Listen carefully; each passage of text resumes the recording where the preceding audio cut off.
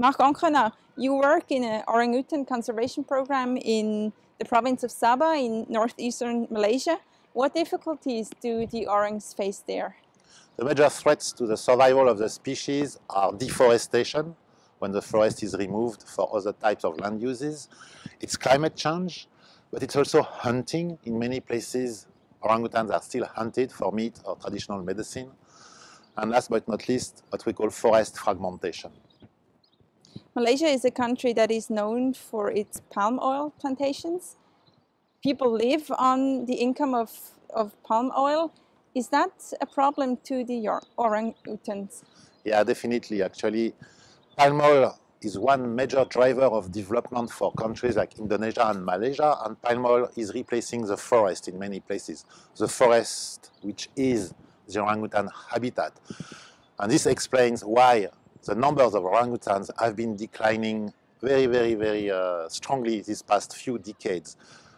But palm oil is not the only reasons why the orangutan and other species are going down, because the forest is also converted to other types of land uses, and something that we cannot forget. So it's a problem for the orangutans because first, their habitat, the forest, is destroyed, and second, in those areas where some animals can survive in the forest, their population become completely isolated in a sea of palms. Since you do a lot of observation work, you found out that orangs do live in the plantations anyway, even though it's a plantation.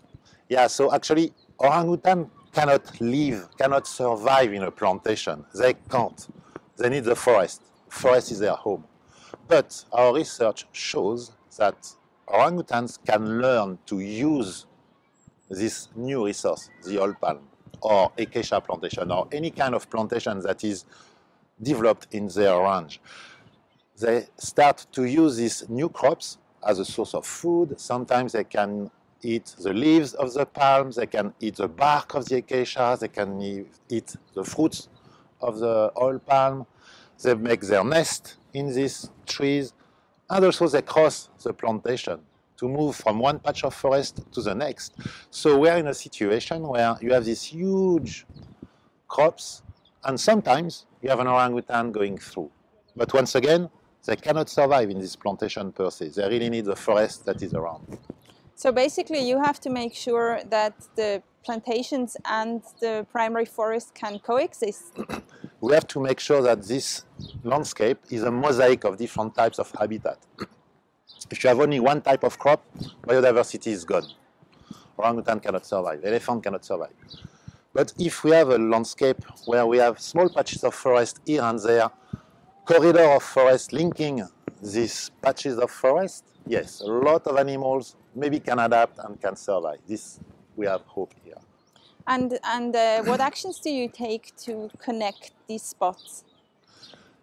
So you're right, the key is connection, connectivity. We need to have these new landscapes designed in such a way that animals can move across. So to do that, there are several ways.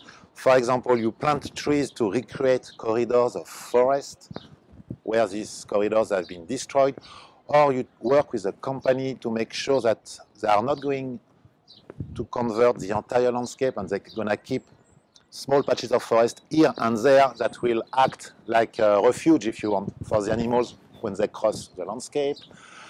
What we also do in Sabah is to create orangutan bridges that allow for the animals to move across a small river or roads when they cannot cross any longer, these kind of things, to make sure that the animals can move across, can disperse across the landscape. So if here in Europe someone wants to help the orangs in Malaysia, what can each of us do?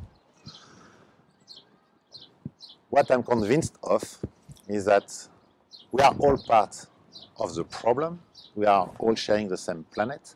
But the good news is that we are all part of the solution if we decide so.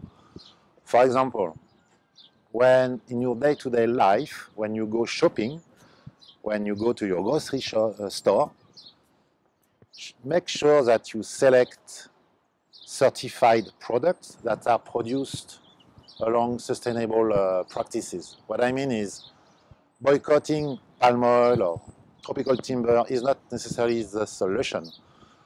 What is the solution is to promote those products that are done with sustainable practices. So look for a label of sustainability and buy this product.